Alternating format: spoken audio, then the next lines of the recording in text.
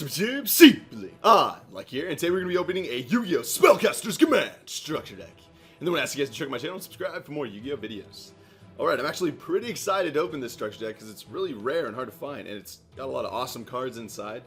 And yeah, so let's check the back first. Overpower your opponents with the new Yu-Gi-Oh! 5D Spellcasters Command Structure Deck. Every spell you put into play now creates spell counters. By placing these counters on your new spellcaster cards, you can unleash their mystifying effects and summon the Master of Magicians. Awesome. The spellbinding structure deck contains 39 common cards, 1 ultra rare card, 1 rule book, 1 deluxe game now, 1 dueling guide with your instructions deal and enhance your powers. Okay, here we go. Oh man, I haven't opened one of these. I don't even think I've ever opened one of these. Ouch.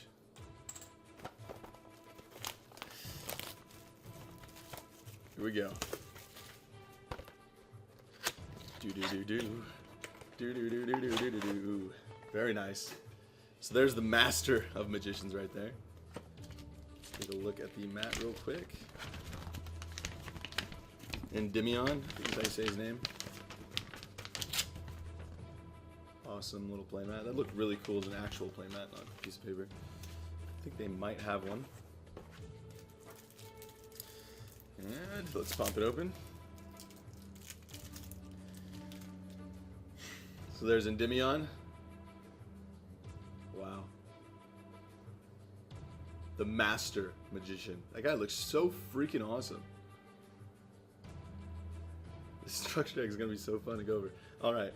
So if you guys were looking to buy a structure deck and you had a chance to get this for like 10 bucks or something cool like that, definitely buy it. Like even 15, I think the structure deck is worth way money. Or a lot of money. So here we go. So that's Endymion, I believe that's how you say his name.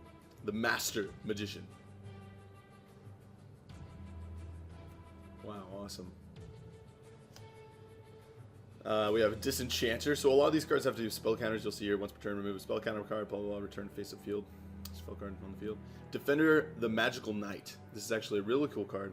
When he's normal summon, place a spell counter on it, and once per turn, if face a spellcaster monster on your field will be destroyed, just remove that spell counter you control on this monster instead. And then you can add spell counters to him, I believe, to continue that effect. So, or remove from the field spell, which you'll see in here. Hannibal Necromancer. When he's normal summon, place a spell counter on him, and then remove a spell counter to destroy face-up trap. Summoner Monk, everyone knows what Summoner Monk is, and I believe this was the first time Summoner Monk came out for us to mess around with, so that was really exciting. And he is, when he's face-up on the field, when he's summoned, it's changed the defense position, then you can discard a spell card to summon a level 4 monster from your deck. This is actually used in a lot of decks right now, still people are messing around with it in this new format. Dark Red Enchanter. He doesn't really have enough attack. That has always been his problem, especially in these spellcaster decks. If he had like 24, 2500 attack, he'd actually be a pretty good card. But since he's 17, everyone's like, eh. So when he's normal summon, place 2 spell counters on him, and each time a spell is activated, place a spell counter on him. And he gains 3 attack for each spell counter, and once per turn, you can remove 2 spell counters from this card to make your opponent discard 1 card at random. So it's actually not that bad. I guess he gains 300 attack per card, so that would make him a 2300. But that's still usually not strong enough because you're going to have to make your opponent discard. And then if it's discard, that's actually not very good. If it said send, then it'd be a lot better. So if it said send a card from your opponent's hand to the graveyard, it actually might be playable. But since it says discard, it's kind of hard, especially with cards or decks like Dark Worlds, which says if you discard this card, do crazy shenanigans. So, Skilled Dark Magician, everyone knows what he does.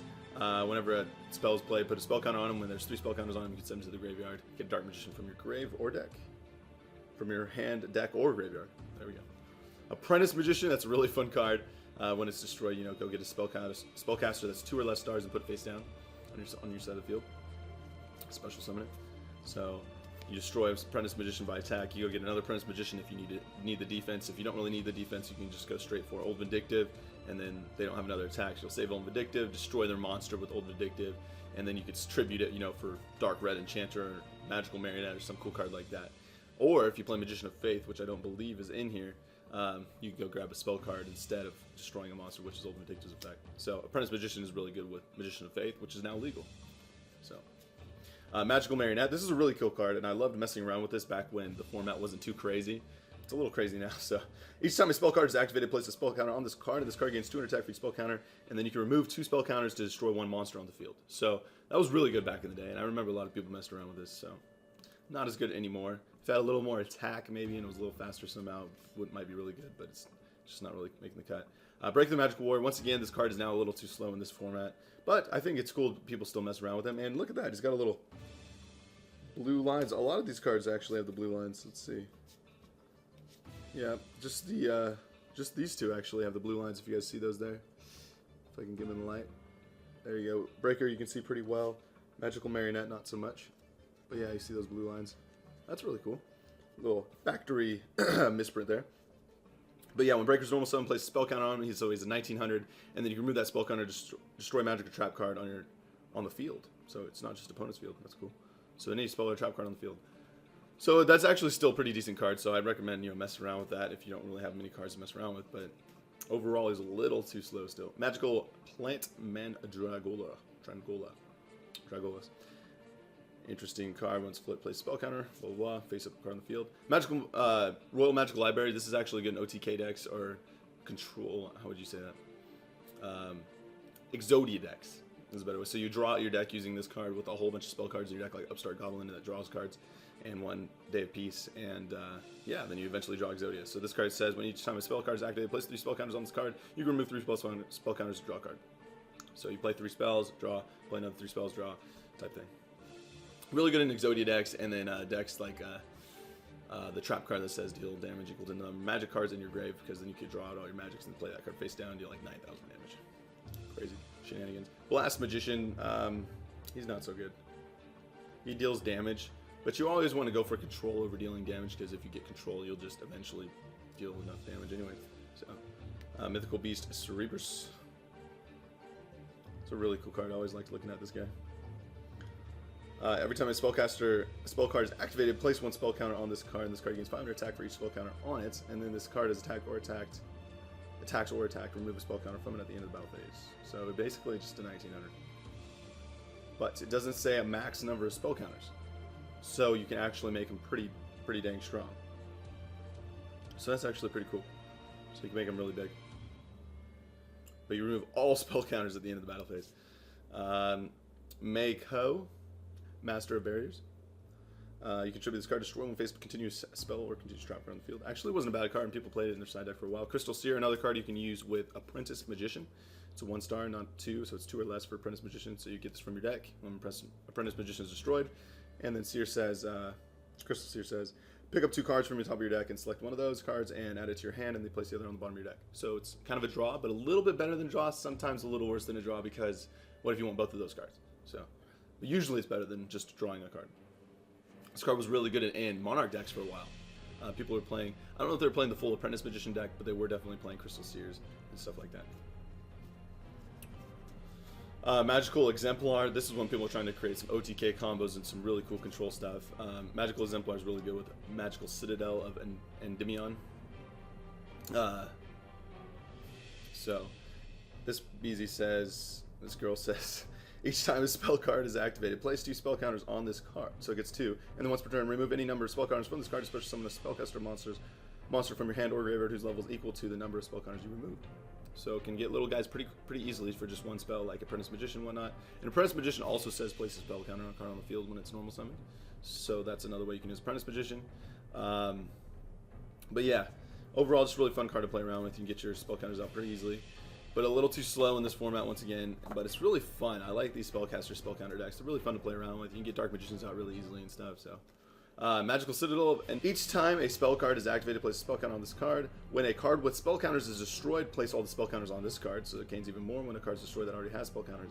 And then once per turn, if you would activate a card's effect by removing a spell counters from that card you control, you can remove spell counters from this card instead. Just once though, once per turn. And if this card would be destroyed, you can remove 1 spell counter from it instead.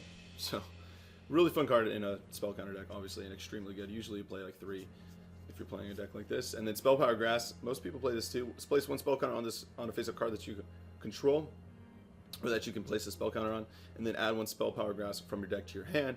The downfall to it is you can only activate 1 Spell Power Grasp per turn.